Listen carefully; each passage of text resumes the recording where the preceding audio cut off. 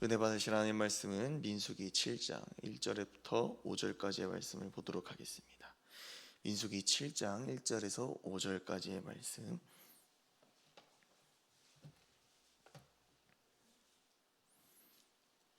민수기 7장 1절로 5절까지의 말씀 함께 합독하도록 하겠습니다.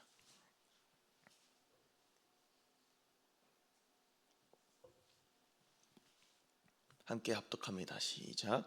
모세가 장막 세우기를 끝내고 그것에 기름을 발라 거룩히 구별하고 또 그 모든 기구와 제단과 그 모든 기물에 기름을 발라 거룩히 구별한 날에 이스라엘 지휘관들 곧 그들의 조상의 가문의 우두머리들이요 그 지파의 지휘관으로서 그 계수함을 받은 자의 감독된 자들이 헌물을 드렸으니 그들이 여호와께 드린 헌물은 덮개 있는 수레 6대와 소 12마리니 지휘관 2사람에게 수레가 하나씩이요 지휘관 한 사람의 소가 한 마리씩이라. 그것들을 장막 앞에 드린지라. 여호와께서 모세에게 말씀하여 이르시되 그것을 그들에게서 받아 레인에게 주어 각기 지임대로 회막 봉사에 쓰게 할지니라. 아멘.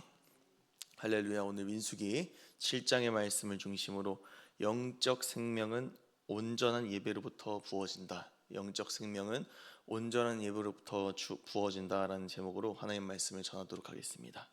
오늘 본문에서 이스라엘의 장막을 완성하고 그 기름으로 장막을 거룩하게 하는 내용이 등장합니다.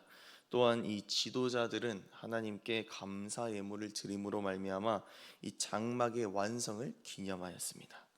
민수기 7장을 겉으로 보면 그냥 가볍게 넘어가는 내용으로 볼 수가 있는데, 그러나 이 말씀 속에 주님께서 오늘 우리에게 원하시는 내용이 잘 담겨져 있는 모습을 볼 수가 있습니다. 오늘 본문 1절부터 한번 보도록 하겠습니다. 오늘 본문 1절 다시 한번 읽어보도록 하겠습니다. 합독합니다. 시작. 모세가 장막 세우기를 끝내고 그것에 기름을 발라 거룩히 구별하고 또 그 모든 기구와 제단과 그 모든 기물에 기름을 발라 거룩히 구별한 날에. 아멘. 처음부터 거룩에 대한 개념이 반복적으로 등장하고 있습니다. 구별하다라는 이 의미가 이 장소와 시간에 등장하는 것을 볼 수가 있는데요. 장소로는 장막의 모든 기물에 기름을 발랐다는 것과 이 시간도 동일하게 나타나는데, 이 장막에 기름을 발랐다는 행위가 있었던 그 시간과 날을 구별하였다라고 했습니다.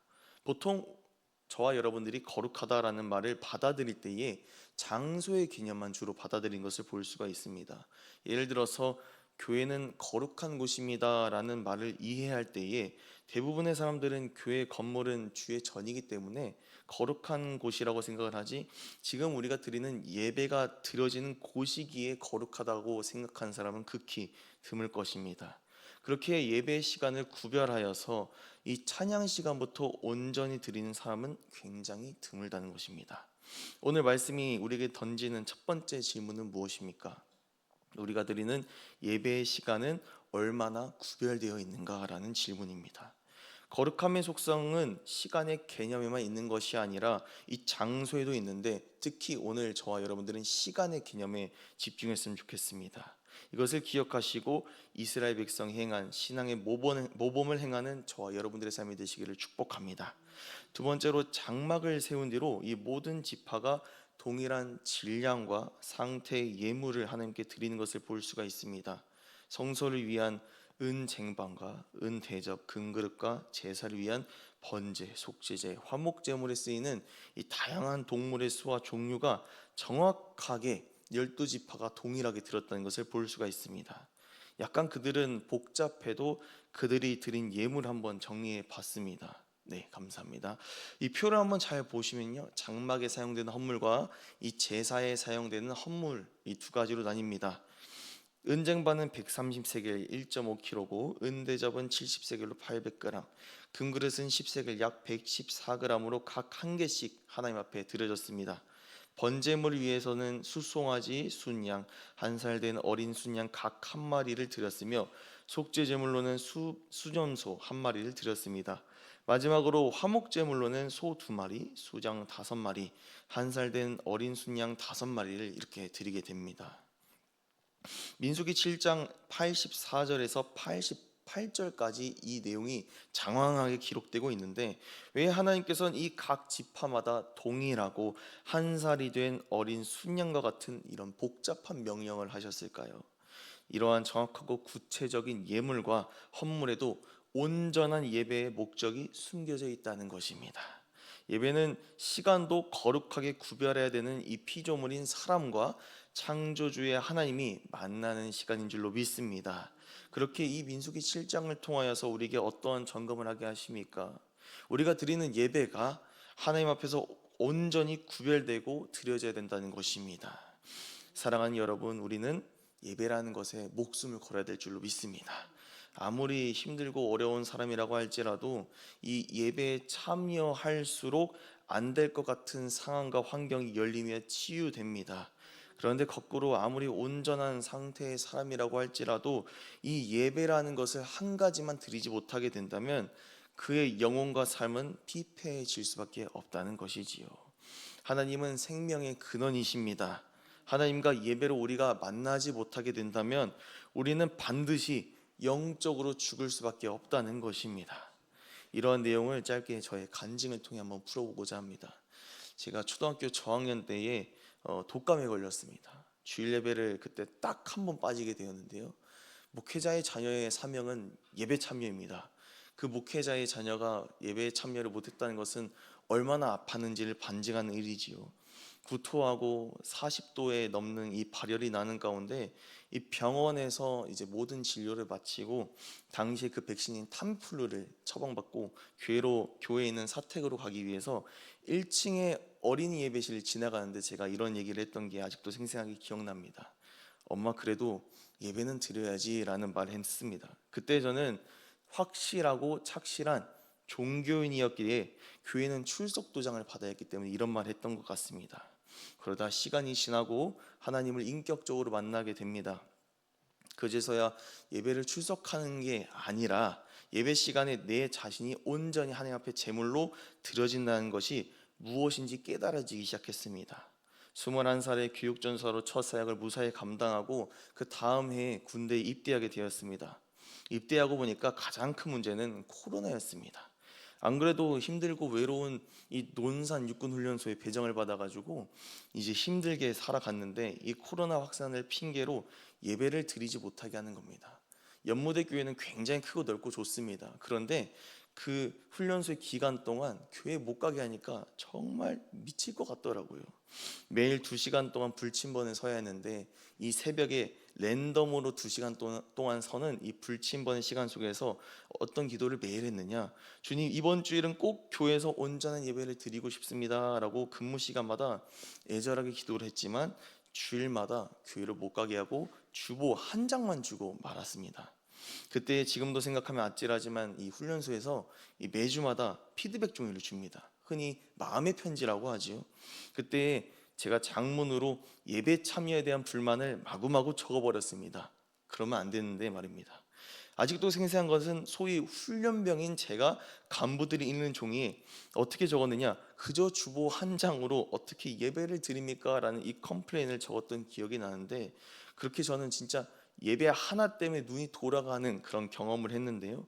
그렇게 설 명절이 껴있던 이 7주간의 길었던 훈련소 생활 동안 온전한 예배를 딱 한 번 드리게 됩니다. 이제 예배당에 들어가자마자 이 틀어놓은 찬양이 얼마나 은혜로운지 찬양을 시작하기 전에는 외치는 이 찬양 구호부터 막 눈물이 나려고 하는 겁니다. 이러한 기억은 매일마다 예배를 준비하고 수종을 드는 이 사역자인 저에게 질문이 되어 던지곤 합니다. 그때 예배를 향한 간절함과 갈급함이 있는가라고 말입니다. 오늘 민수기 7장도 동일한 질문을 던지고 있습니다. 여러분에게는 이스라엘의 백성이 드린 이 수준의 동일한 온전한 예배의 퀄리티를 갖고 계십니까? 오늘 말씀을 통하여서 저와 여러분들이 하나님께 드리는 온전한 예배를 회복하는 삶이 되시기를 축복합니다. 마지막으로 이 온전한 예배자가 갖는 복이 무엇인지 보고 말씀을 정리하도록 하겠습니다. 민수기 7장 89절의 말씀을 보도록 하겠습니다. 민수기 7장 89절의 말씀 함께 합독합니다. 시작. 모세가 회막에 들어가서 여호와께 말하려 할 때에 증거계 위 속죄소 위에 두 그룹 사이에서 자기에게 말씀하시는 목소리를 들었으니 여호와께서 그에게 말씀하심이었더라. 아멘. 모든 지파가 같은 질량과 퀄리티의 예물을 드리고 모세는 이 지성소에서 하나님의 말씀을 직접 들었다는 내용으로 민수기 7장이 마무리가 됩니다. 온전한 예배자는 하나님의 생명의 말씀을 직접 공급받을 수가 있다는 것입니다. 어떻게 보면 예배의 목적의 성취가 말씀을 통하여 이루어진다는 것을 오늘 본문에서 찾을 수가 있다는 것이지요. 우리가 세상에서 살아가면서 직면하는 문제와 어려움을 가지고 예배의 자리로 나아갑니다. 그 예배에서 우리 담임 목사님과 사역자들을 통하여서 주시는 이 하나님의 말씀으로 돌파할 수 있는 능력과 해결을 얻게 됩니다.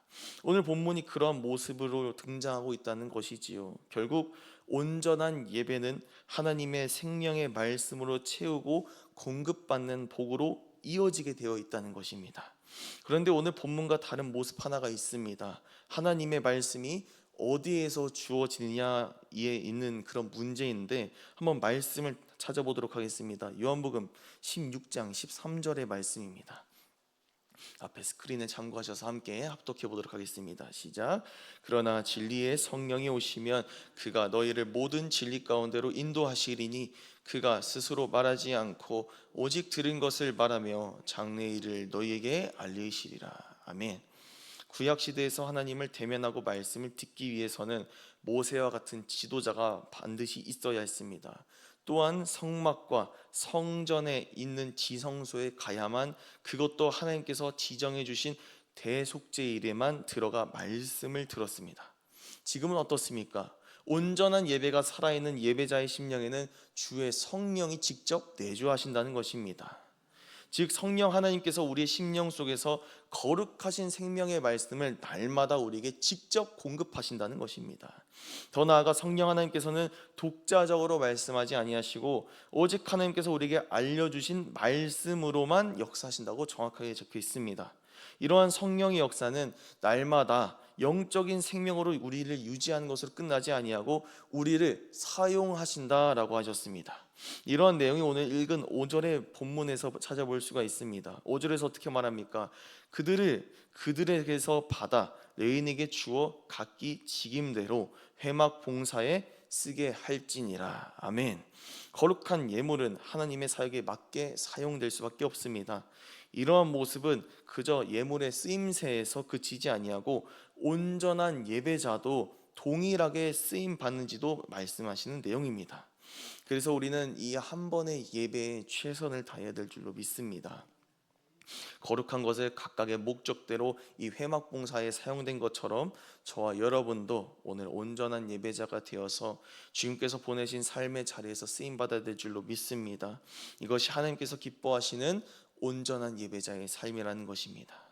말씀을 정리하도록 하겠습니다. 오늘 본문은 단순히 이스라엘 백성이 온전한 단순한 예물을 드렸다는 것으로 끝나지 않습니다. 오늘 본문은 기록적인 차원에서 끝나지 않습니다.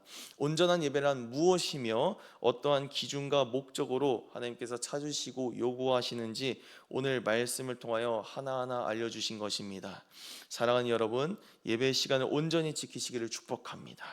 하나님과 만나는 생명의 시간을 사모함으로 날마다 나에게 주시는 말씀을 붙잡으심으로 승리하시기 바랍니다. 이것이 온전한 예배가 삶에서까지 이어지는 삶의 예배자라는 것입니다. 온전한 예배로 삶의 예배를 실현하는 복된 통로가 되시길 바랍니다. 이를 통하여서 말씀을 나의 삶에 적용하고 순종해 나갈 때에 성령께서 우리를 통하여 일하실 줄 믿습니다. 이 시간 함께 공동기도만 함께 선포하고 기도의 자리로 나아가도록 하겠습니다. 함께 선포하며 기도합니다. 시작. 생명 하나님, 우리에게 예배의 자리를 허락하여 주시니 감사드립니다. 우리의 삶에서 예배를 중심으로 살아가게 하시며 말씀을 나의 삶에서 순종해 나가는 생명의 통로가 되게 하여 주시옵소서. 오늘 하루도 하나님 앞에 거룩한 삶의 예배로 드리기 원합니다. 우리의 입술과 마음을 성령께서 주장하여 주셔서 거룩하고 복된 하루가 되게 하옵소서. 예수님의 이름으로 기도합니다. 아멘.